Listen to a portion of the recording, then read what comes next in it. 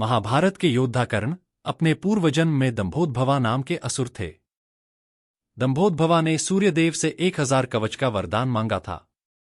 इन कवचों पर केवल वही व्यक्ति प्रहार कर सकता था जिसने करीब 1000 सालों तक तप किया हो। दंभोद्भवा ने इन कवचों के साथ एक और वरदान मांगा कि जो भी उसके कवच को तोड़ेगा उसकी उसी क्षण मृत्यु हो जाएगी। नर और नारायण ने बारी बारी से तपस्या करके दंभोद्भवा के 999 कवच तोड़े और जब एक कवच बच गया तब दंभोद्भवा सूर्यलोक में जाकर छुप गया। नरनारायण ने सूर्यदेव से असुर को वापस करने की मांग की, लेकिन सूर्यदेव ने दंभोद्भवा का बचाव किया। नरनारायण ने रुष्ट होकर सूर्यदेव के साथ साथ दंभोद्भवा को भी श्राप दिया कि अगले जन्म में दोनों को ही अपनी करनी का दंड भोगना पड़ेगा। कहा जाता है कि हिंदू धर्म में हमारे आज का जीवन हमारे पिछले कर्मों से जुड़ा होता है। अच्छे कर्म और अच्छे काम से ही हमें अच्छा भविष्य और अच्छा जीवन मिल सकता है।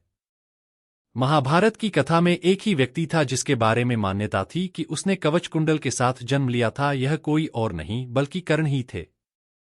दरअसल कर्ण ही पूर्वजन्म में दंभोद्भवा नामक असुर था। कर्ण का वध करने के लिए ही कृष्ण और अर्जुन को वापस पुनर्जन्म लेना पड़ा था। कर्ण को कवच और कुंडल किसने दिए थे और इनमें कौन सी शक्ति थी? कवच कुंडल उसे जन्म से ही मिले थे। सूर्यपुत्र और कुंती के ज्येष्ठ पुत्र थे कर्ण, जो कुंती को राजा पांडु के साथ विवाह से पहले ही उत्पन्न हो गए थे। कुंती को ऋषि दुर्वासा से एक मंत्र मिला था जिसको सिद्ध करने के प्रयास में ही कर्ण का जन्म हुआ। इन्हें कुंती ने अपनाया नहीं बल्कि नदी में बहा दिया, जिसे धृतराष्ट्र के सारथी अधिरथ ने उठा लिया और बचाया। उनके पास कोई पुत्र न था, अतः इसे अपनाया और पालन पोषण किया। इनका नाम इस सारथी की पत्नी राधा के नाम पर राधेय भी हुआ। कवच कुंडल में कर्ण को युद्ध के समय किसी अस्त्र शस्त्र से रक्षा करने की शक्ति थी।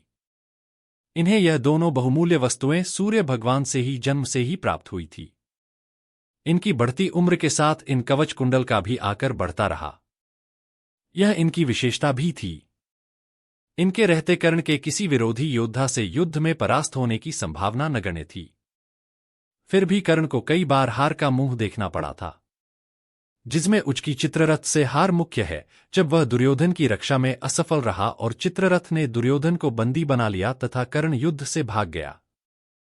सभी कौरव तक हर कर पांडवों के पास प्रार्थना करने पहुंचे तथा अर्जुन ने फिर दुर्योधन को चित्ररथ से छुड़ाया। यह दुर्योधन को बहुत बुरा अपमानजनक महसूस हुआ, लेकिन उसकी पांडवों के प्रति नफरत कम न हुई और कर्ण की क्षमता को समझते हुए भी उस पर जरे भरोसा कम न हुआ। यह ही है उदाहरण इस मुहावरे का कि विनाशकाले विपरीत बुद्धि।